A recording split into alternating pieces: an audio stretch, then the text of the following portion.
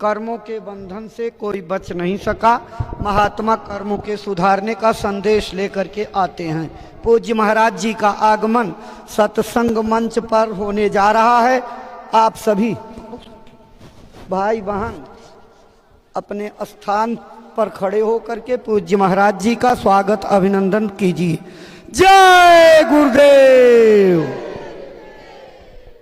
अपने गुरु महाराज के श्री चरणों में श्रद्धा सुमन अर्पित करके दया कृपा और संभाल की प्रार्थना करते पूज्य महाराज जी। जय गुरुदेव, जय गुरुदेव। अब आपको बैठने का संकेत हो गया है। आप अपने स्थान पर सम्मान के साथ बैठ जाइए। आप सब लोगों की श्रद्धा भावनाओं को इकट्ठा करके यहाँ के प्रांतीय अध्यक्ष, जिला अध्यक्ष अपने सहयोगियों के साथ पूज्य महाराज जी का स्वागत अभिनंदन वंदन करते हुए नीचे करिए। जय गुरुदेव, जय गुरुदेव। प्रेमी भाई बहनों, स्वागत की इसी श्रृंखला के बाद पूज्य महाराज जी अपने गुरु महाराज का संदेश लेकर के 82 दिनों की यात्रा पर निकले हैं। आज इसका 55वां दिन है। आपके पावन चरण कमलों में श्रद्धा से आदर पूर्वक प्रार्थना करते हैं कि गुरु महाराज का जो संदेश मथुरा आश्रम से संकल्प बना करके चले हैं, अपनी अमर वाणी से प्रेमी भाई बहनों को सुनाने समझाने की कृपा करें, ताकि आपकी अमर वाणी से प्रेरणा प्राप्त करके भाई बहन अपने जीवन की अनमोल सांसों का उपयोग करते हुए मानव तन सफल, सार्थक एवं कामयाब बना सकें। परम श्रद्धे पूज्य महाराज जी।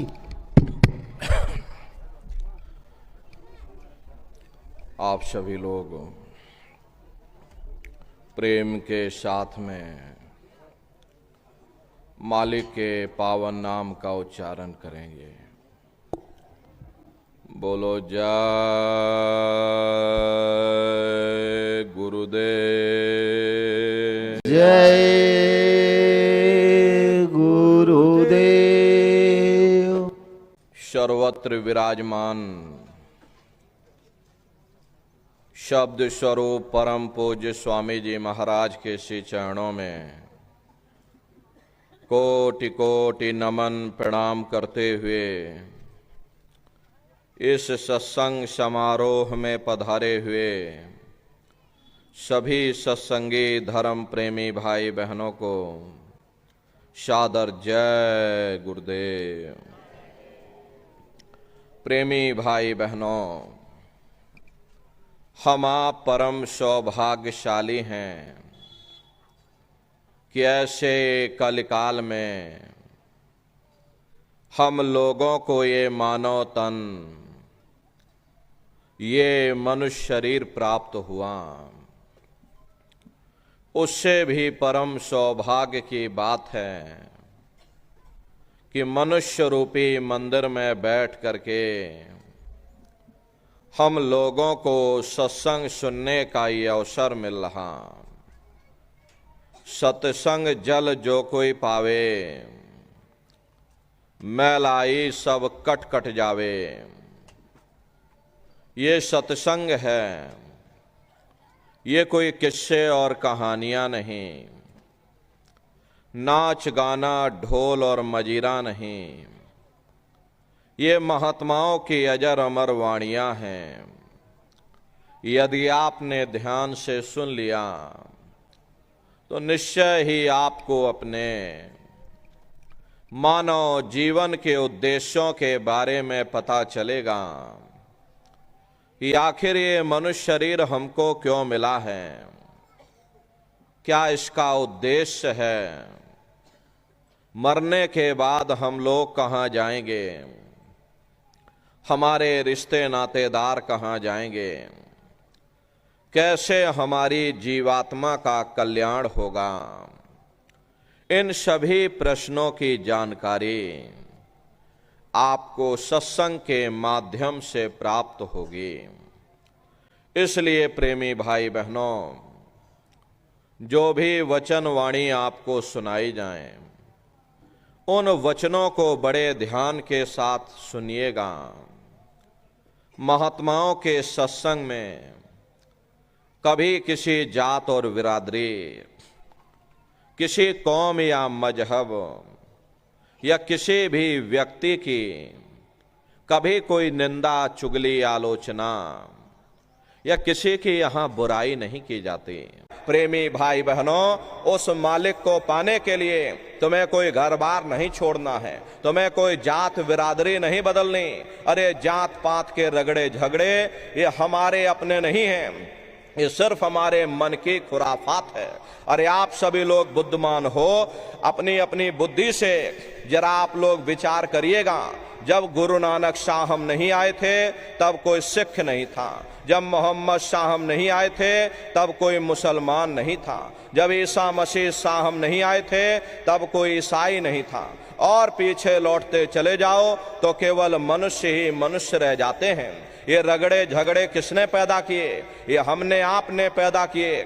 अरे कोई भी महात्मा यहाँ पर आकर के ना कोई कौम मनाने आता है, ना कोई यहाँ मजहब चलाने आते हैं, ना कोई यहाँ पर जात और बिरादरी को बदलने आते हैं, और ना ही आप हमारे हाथों में ये डंडे और तलवारें देने के लिए आते हैं। अरे आप तो सच्चा मार्ग, सनातन मार्ग समझाने के लिए इस धरा भूमि पर शरीर रूप में अवतरित होते।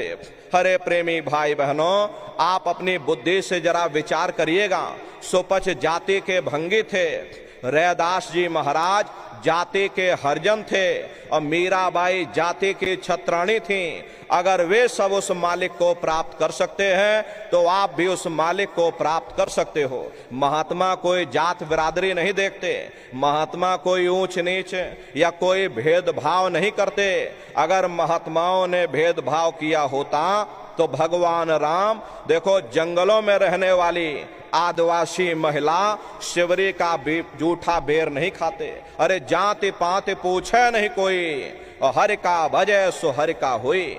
लोग यहाँ जात पात बनाते बनाते मर गए, लेकिन ऐ नन्नारियों, जब तुम्हारी ये जीवात्मा इस मनुष्य रूपी चोले को छोड़ करके ऊपर जब आप धर्मराज के दरबार में पहुंचोगे तो वहां ना तुमसे ये पूछा जाएगा कि भाई तुम किस जाति के हो, या तुम किस कौम के हो, या तुम किस मजहब के हो।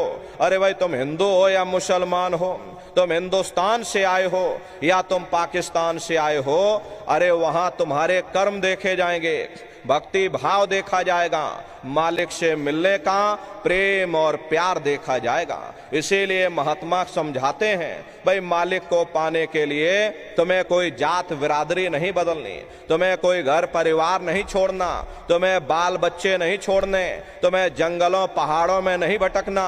अरे भाई तुम अपने अपने घर परिवार में रहो, अपने अपने बाल बच्चों के साथ रहो, अपने अपने समाज में रहो, समाज की रीत नीति के अनुसार रहो, मेहनत और ईमानदारी से काम करो, और 24 घंटे में घंटा 2 घंटा अपनी जीवात्मा के कल्याण के लिए सुरत शब्द नाम की कमाई यानी सुमरन, ध्यान और भजन करिएगा। यही दौलत तुम्हारे काम आएगी और बाकी सब यहीं पड़ा रह जाएगा। सोए की एक नौक भी तुम्हारे साथ में जाने वाली नहीं है। अरे बड़े बड़े राजे महाराजे आए, सारी जिंदगी उन्होंने ये किला बनाते बनाते गुजार दिया।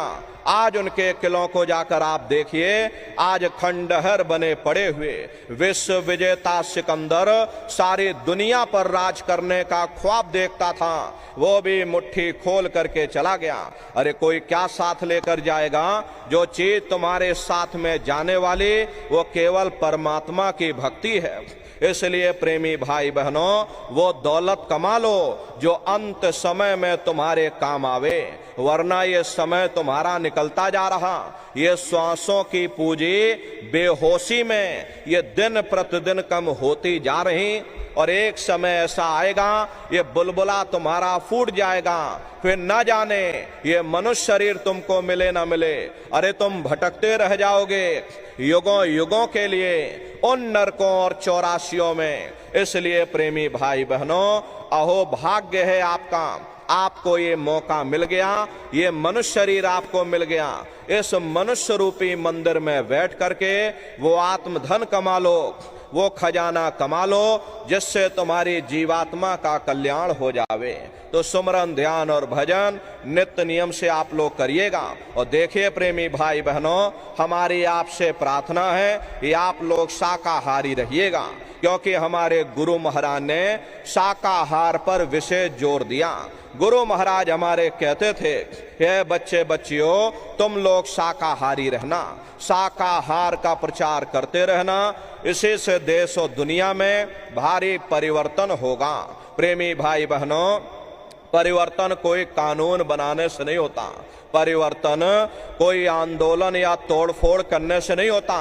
अरे परिवर्तन तब होता है जब लोगों के विचार बदलते हैं, लोगों की भावनाएं बदलती हैं। और विचार जब बदलेंगे जब लोगों का खान पान शुद्ध होगा। अरे देशी कहावत है भाई, जैसा खाए अन्न वैसा होए मन। जब इंसान पशुव्रती भोजन करेगा तो उसकी बुद्धि स्वतः ही पशुओं जैसी हो जाएगी, सोच विचार उसका चिंतन स्वतः ही पशुओं जैसा हो जाएगा। फिर जिस शराब के नशे में माँ बहन बेटी की पहचान खत्म हो जाए, उस शराब को पी करके यह कैसे पता चलेगा कि क्या अच्छा और क्या बुरा है। यही कारण है कि आज घर समाज में ये दुनिया भर के अत्याचार और दुनिया भर के व्यभिचार फैले हुए। अरे हम लोग देखो मंदिर बनवाते हैं, उन मंदिरों में नहा धो करके जाते हैं, कहते भाई परमात्मा के रहने की जगह है, हमको नहा धो करके जाना चाहिए, फूल अगरबत्ती ले जाना चाहिए। कोई उन मंदिरों में कूड़ा कचड़ा नहीं डालता। अगर कूड़ा कचड़ा डालोगे तो आपस में लाठियां चल जाएंगी। फिर ये जो हरि मंदिर है, ये पंच भौतिक शरीर जिसे महात्माओं ने हरि मंदिर कहा, अरे इसमें तुम हाड़ मांस के लोथड़े डालते हो, इसमें तुम शराब के कतरे डालते हो। अरे अपने बनाए हुए मंदिर की आप कद्र करोगे और परमात्मा के बनाए हुए इस हरि मंदिर को आपने जीते जी कब्रिस्तान बना दिया तो सख्त सजा मिलेगी। अरे महात्माओं ने लिखा है कि तिल भर मच्छी खाए के और कोट गऊ दे दान और काशी करवट जा मरे निश्चय नरक निदान। यदि तिल भर भी मच्छी खा करके फिर चाहे कोटान कोट तुम गऊओं का दान करो और काशी में जाकर के मत्था रगड़ते रगड़ते अपनी पूरी जिंदगी वहां पर गुजार दो, फिर भी तुमको तुम्हारे गुनाहों की सजा मिलेगी, कोई बच नहीं सकता। क्योंकि ये कर्म भूमि है, यहाँ तुम जैसा कर्म करोगे वैसा फल तुमको मिलेगा। देखिए इस कर्म भूमि पर कृष्ण भगवान तक नहीं बच पाए। उस समय बाली को छिप करके बाण मारा था और वही बाली कृष्ण अवतार में बहेलिया बन करके आ गया और कृष्ण भगवान के पैरों में पद्म चमकता था। हिरण की आंख समझ करके और बहेलिये ने निशाना मार दिया और जब पास में आकर के देखा कृष्ण भगवान थे। अफसोस करने लगे, लेकिन कृष्ण भगवान ने उसको समझाया कि भाई इसमें तुम्हारा कोई दोष नहीं, उस समय हमने तुमको मारा, आज तुमने हमको मार दिया, हमारा तुम्हारा अदला बदला पूरा हो गया। कर्म प्रधान विश्व रच राखा और जो जस करे सो तस फल चाखा। ये कर्मों का ऐसा देश है, यहाँ तुम जैसे बीज बोगे वैसे ही फसल काटोगे। यदि हम अपनी जिह्वा के लिए बेजुबान जानवरों की गर्दन पर छुरियां चलाएंगे तो एक समय हमारा भी आएगा, हमारी भी गर्दन पर छुरियां अवश्य ही चलेंगी। इसलिए प्रेमी भाई बहनों, आपसे हमारी प्रार्थना है कि आप लोग शाकाहारी रहिएगा। ये तरह तरह की बीमारियां जो आज के समय में आ रही, इसका मुख्य कारण एक ही है लोगों का खान पान गंदा हो गया। अरे आप अपनी बुद्धि से जरा विचार करिएगा, इंसानों के खून में जब जानवरों का खून मिल जाएगा, इंसानों के अंदर जब जानवरों के कीटाणु पहुंच जाएंगे, तो ना जानवरों की दवा काम में आएगी, ना इंसानों की दवा काम में आएगी। तो परिणाम क्या होगा? ऐसी महामारियां फैलेंगी। इसलिए प्रेमी भाई बहनों, आपसे हमारी प्रार्थना है कि आप लोग शाकाहारी रहिएगा। कोई ऐसा नशा मत करना जिससे बुद्धि आपकी पागल हो जाए और घर में माँ बहन बेटी की पहचान खो दो। अरे आप अपने आप को कट्टर हिंदू मानते हो, अरे भाई हम कट्टर हिंदू हैं, हमसे बड़ा सनातनी दुनिया में कोई नहीं। हम भगवान राम को मानने वाले और हम भगवान कृष्ण को मानने वाले हैं। अरे भाई आप राम को मानते हो और आप कृष्ण को मानते हो, तो उनके आदर्शों पर भी चलना सीखो। भगवान राम ने कभी नहीं कहा कि तुम मांस खाओ, या भगवान कृष्ण ने कभी नहीं कहा कि तुम शराब पियो। जितने देवी देवता अवतार हुए सभी यही कह करके गए, ये अहिंसा परमो धर्मा। अगर हमने किसी को बनाया नहीं तो मिटाने का अधिकार हमारे पास नहीं। अरे आप इंसान हो, इंसान का काम है दया करने का, दया धर्म का मूल है। इसलिए आप जीवों पर रहम करो, रूहों पर रहम करो। सभी लोग शाकाहारी रहना और शाकाहार का प्रचार अपने अपने क्षेत्रों में बराबर आप लोग करते रहिएगा। अरे सतयुग कैसे आएगा? राम राज कैसे आएगा? राम राज कोई नारा लगाने से नहीं आएगा, राम राज कोई भाषण देने से नहीं आएगा। अरे भाई राम राज जब आएगा जब लोगों के अंदर अच्छे विचार आएंगे। वरना राम के समय में भी रावण जैसे असुर होते थे, कृष्ण के समय में भी कंस जैसे असुर होते थे। अरे तब भी लड़ाइयां होती थीं, तब भी युद्ध हुआ करते थे। राम राज का मतलब है अच्छे विचारों का आना, और अच्छे विचार जब आएंगे जब हर इंसान मानव धर्म का पालन करेगा। अरे मानव धर्म क्या कहता है? सत्य, दया, अहिंसा, प्रेम और करुणा, यही मानव धर्म का आधार है। और जब मानव के अंदर मानवता आ जाएगी, मानव के अंदर दया आ जाएगी, मानव के अंदर करुणा आ जाएगी, ये मानव दूसरों की पीड़ा को अपनी पीड़ा समझने लग जाएगा। जब इंसान के अंदर इंसानियत आ जाएगी तब सही मायने में देश में राम राज आ जाएगा।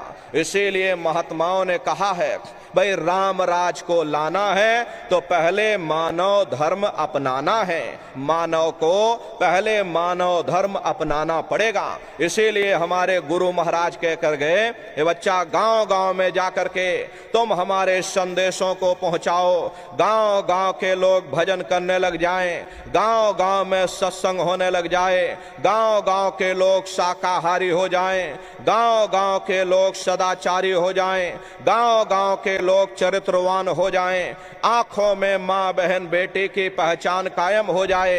तो जब हमारा ये गांव बदल जाएगा तो ये पूरा समाज बदल जाएगा। निश्चय ही कलयुग में सतयुग आ जाएगा।